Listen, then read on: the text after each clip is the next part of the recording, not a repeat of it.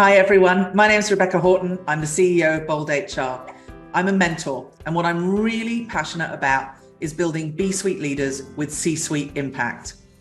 I'm joined here today by Laura White from Papercut, the winner of the 2022 Internal Talent Awards, and she won for Talent Leader of the Year. Hi, Laura.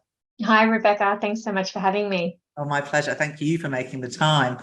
We're really, really proud to sponsor this particular category, Laura, because in the talent industry, I think we're really showcasing what it means to be a B-suite leader, that ability to have outsized impact from mid-level leadership. So a very, very important category, in my opinion, and one that I know this year was incredibly competitive. So what we're going to do today with Laura here is explore a little bit about what it was with Laura's submission and the great work that her team has been doing that made her stand out from the crowd. So Laura, tell us a little bit about you and your role at Papercut. Yes, well, it has been quite a journey with Papercut. I'm coming up to 5 years with the business, which has been a really wonderful journey so far. So I started as the sole talent acquisition person, joining the people and culture function back in 2018, with a view to kind of build out the function and the team over time, which has happened. And I've been really grateful that the business has supported that growth. And with that, I have added additional talent partners both here and overseas. And it was around about this time last year that my position was elevated to head of talent. So really wonderful journey so far, and still loving my time at Papercut. Oh, fantastic.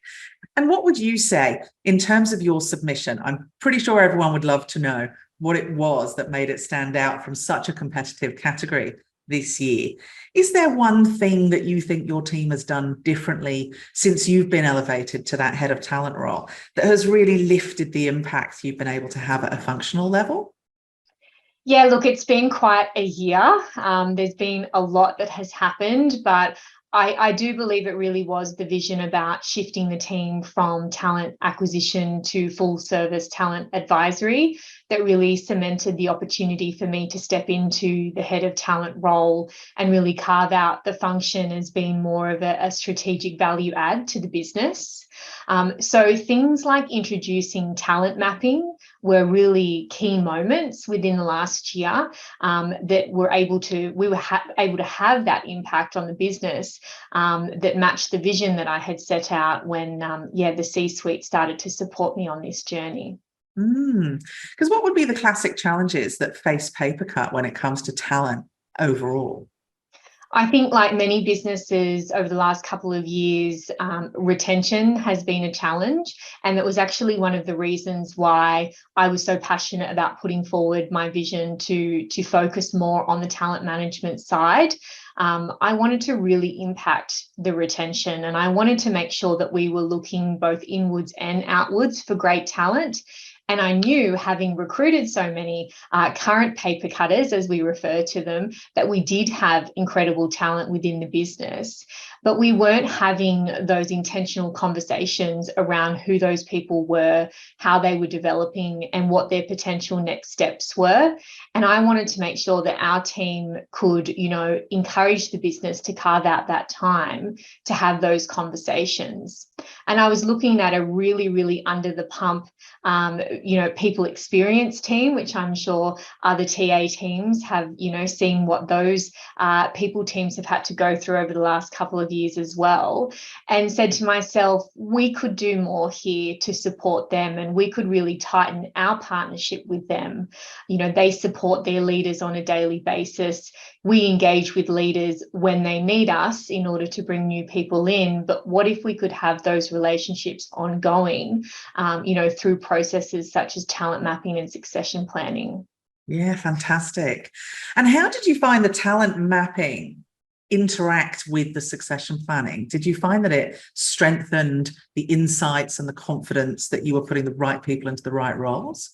Oh, absolutely. I think, when you grow from being a small business and you're in kind of that startup or scale up area, it can be really easy just to hold on to the names and the faces that you see the most or that you've heard about the most. And sometimes when you're growing, you can kind of overlook talent that has walked through the door more recently, or you can be too focused on the person rather than the skill set and the capabilities that you need to drive the business forward.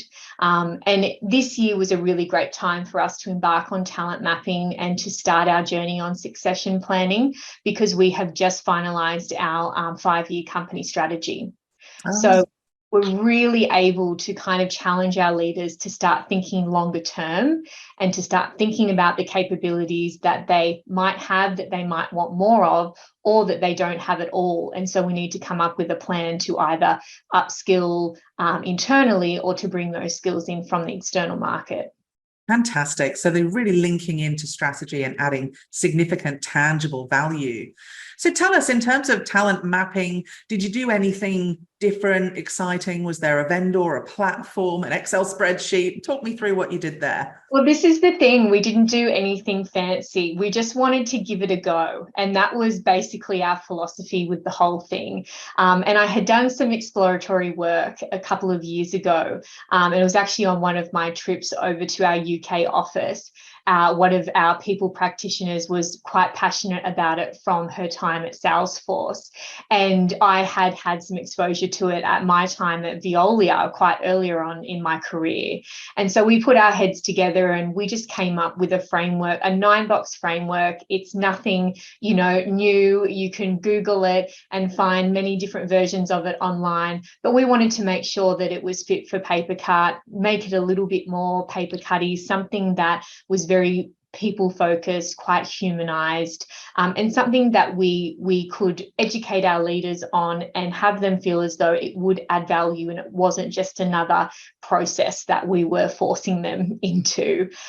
So it was all done with, spreadsheets and slides in the early days, some education, some training, talking about what we would do with the results and what the impact would be on our people, and therefore, how we could increase retention, we could increase engagement, because we know that professional development and career growth is really important to our people.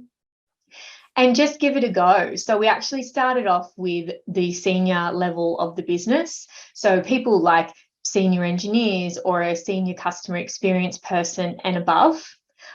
So we had recognised that, especially with retention issues and lots of people moving around, that middle layer of the organisation was most at risk.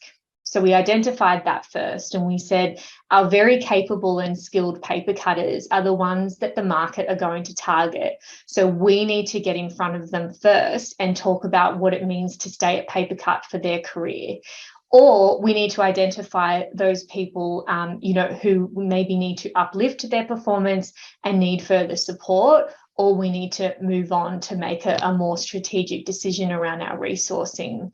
So it was a very simple process, but we took our time. It took a couple of months to get through that layer of the organisation and really educate our leaders on what we were doing.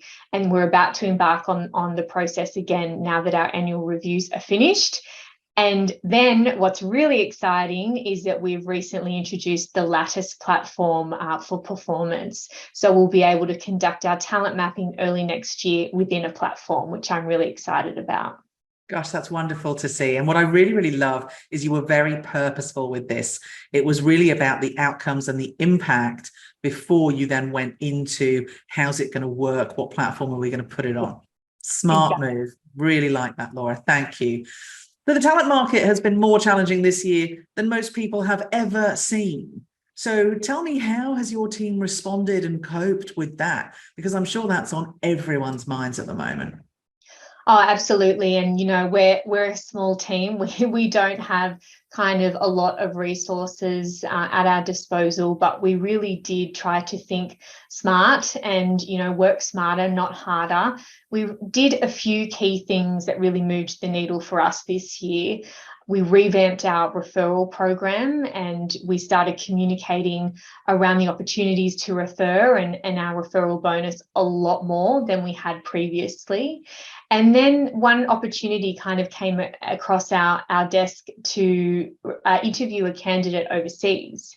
And we put our heads together and we're like, okay, so the borders are closed, or we're not sure when they're going to open. They're kind of saying soon. It was around that time where we weren't really sure if it was a month away or 6 months away. What could we do here? Because we're getting some skilled candidates coming through as referrals. And we did a little bit of a business case and worked out that if we could employ independent contractors overseas for roughly a 6-month period, that we could fund their relocation and sponsorship cheaper than an agency placement fee. So we decided to pitch that to the business as a viable way to kind of close the gap on some of our hires. So we were, of course, hiring locally, and we were still doing our best to find local candidates. But instead of stretching the process out where we needed potentially 6 to 8 engineers and we were only finding, 4 or 5 here in Australia, we were looking overseas for the rest and able to make that a financially viable option for us. Smart. I love the level of creativity that's been driven out of the necessity of the talent market we're experiencing now. And I think we're seeing some advancements in innovation when it comes to sourcing and contractual arrangements like the ones you've described that I hope we never go backwards on, because we're really pushing the envelope in terms of the scope of talent. Absolutely. Speaking of which, Laura, you've been in the head of talent role for about a year now. What's your observations in terms of the shift? What have been the biggest advantages of you moving from TA to whole of talent? I think definitely the visibility internally. So the visibility that me and my team have on what's going on in the business, as well as the leadership teams across the business and paper cutters more broadly, having visibility on what we do and the outcomes that we're trying to drive as a team. So being more connected into the strategy, offering our expertise and our advice when it comes to more strategic resourcing decisions, all of those things have resulted from just greater connection to our leaders. And I think that that's something that I've really noticed is to getting more involved in the conversations that are happening internally. We had kind of already codified the way that we reach out to the external market, very happy with our recruitment processes, always looking for ways to innovate in terms of attraction strategies. But by adding a lot of value internally, I could really see the connection of how we could add more value as a TA function as well. So a more influential position to put TA in, and obviously more strategic in terms of the connections that you're making to strategy, to talent development, talent retention, and of course the growth of culture ultimately in the long run. And are you finding it more fulfilling at a personal level, Laura? Oh, absolutely. Yes. I think that when you go into a talent acquisition role for a business, usually it's because you very much believe in that business and the people that are in it. And it excites you to bring people, into that culture and, into that organization so that they too can feel what you feel. And that's what we do with the exchanges with our candidates throughout the interview process is we're learning about them, but we're also getting them excited to join our business. And so to spend more time in the business with those people that you've brought in or with those people that you enjoy working with is definitely more fulfilling, and you can see that impact on a daily basis rather than just the impact potentially at the end of a hiring process. I absolutely love that, and I could not agree more. So Laura, thank you so much for sharing some insights with us today. I really have enjoyed your focus on impact, the very purposeful way that you've approached some of the innovations and changes that you've put through. And of course, learning more about the ever increasing influence that talent now has at an organizational level fills me with great joy and pride.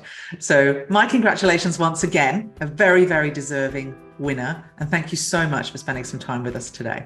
Oh, thank you, Rebecca. And thanks again for sponsoring the award. Really appreciate it. Terrific. Bye for now.